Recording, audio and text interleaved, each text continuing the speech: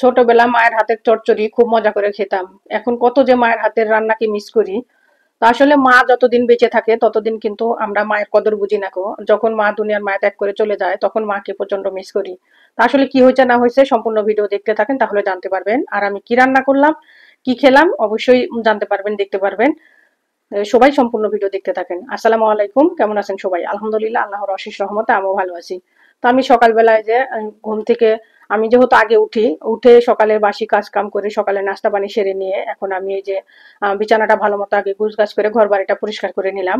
নিয়ে এরপরে আর কি আমি রান্নার কাজে চলে যাব। আর একটা বাইরে দিয়ে সুন্দর একটা প্রকৃতি দেখাই আপনাদেরকে। এটা হচ্ছে আমার পাশের বিল্ডিং এর ওই ভাবি এই বারান্দায় এই গাছটা নিয়ে এসে এখানে রাখলো আর কি। যদিও বা ওই পাশে ছিল আগে, এখন এখানে দিছে যেহেতু আমার একবারে রুমের সাথে। দেখতে কিন্তু অনেকটাই সুন্দর, আর কতটা ভালো লাগছে অবশ্যই কিন্তু আমাকে কমেন্টে লিখে জানাবেন। আর আমি কি রান্না করতেছি অবশ্যই তো জেনে গেছেন যে কি রান্না করছি। তো এখন আমি সে রান্নার কাজে চলে আসলাম। তো এখানে আমি রান্না করতেছি হচ্ছে এই মাছের নাম আমরা যদিও বা একরকম ভাষা বলি, আর ঢাকা শহরের মানুষ কিন্তু অন্য আরেকটা ভাষা বলে। তো আসলে একটা কথাই আছে না যে এক দেশের বলি আর আরেক দেশের গালি। তো এক এক জায়গার এক এক এলাকার এক এক ধরনের ভাষা। তো যাই হোক আর কি, এই মাছটার নাম কে কি নামে চিনেন অবশ্যই আমাকে কমেন্টে লিখে জানাবেন। এটা আমাদের গ্রামের ভাষায় আমরা কিন্তু এই মাছটাকে পুঁয়া মাছ বলি। তো এখানে আর কি পুঁয়া মাছ আর ছোট ছোট কয়েকটা গুছি মাছও ছিল। এটা ঢাকা শহরের ভাষায় কিন্তু এটাকে বাইম বলা হয়, আর আমাদের গ্রামের ভাষায় ওটাকে গুছি মাছ বলা হয়। তো যাই হোক, এক একজনের এলাকার ভাষা এক এক রকম, যার যারটা তার তার কাছে সবচেয়ে থেকে বেশি সুন্দর, তার নামটা তার কাছে সবচেয়ে থেকে বেশি প্রিয়। তো যাই হোক, আমি এই যে এখন ভালো মতো হাতে মেখে একেবারে এটা পুরা পুরা চচ্চড়ি করব।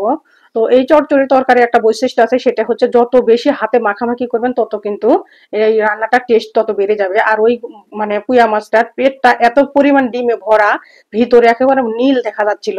ডিমটা মনে হয় অনেকটা পুরো হয়ে গেছে, হয়তো বা কিছুদিনের মধ্যেই বাচ্চা ফুটতো। তো যাই হোক আর কি, ধরা পড়ে গেছে জেলের হাতে, আর কিছু করার নাই, কেউ বাঁচতে চাইলেও সে পারে নাই। তো এখন আমি এই যে চচ্চড়িটা রান্না করতেছি। আর প্রথমে যে কথাটা বললাম সেই কথাটা হচ্ছে আমি এখন বলি এই রান্নাটা শেষ হতে হতে। তো বাবা মার কথা আর কি। তো আমরা কিন্তু বাবা মাকে প্রচন্ড ভালোবাসি। তো যতটুকু পারছি বাবা মার খেদমত করার করছি, তারপরেও যেহেতু আল্লাহর টাকায় সারা দেয় বাবা মা দুজনই এই দুনিয়ার মায়া ত্যাগ করে চলে গেছেন। তো বাবা মাকে প্রচন্ড মিস করি। আমার বাবা মার জন্য আপনারা সবাই দোয়া করবেন, যে যেখান থেকে দেখছেন অবশ্যই আমার বাবা মার জন্য দোয়া করবেন। আর এখনো আফসোস করি যে যদি বাবা মা বেঁচে থাকতো তাহলে হয়তো বাবা আমাকে আরো অনেক কিছু দিয়ে পরিপূর্ণ করে রাখতাম।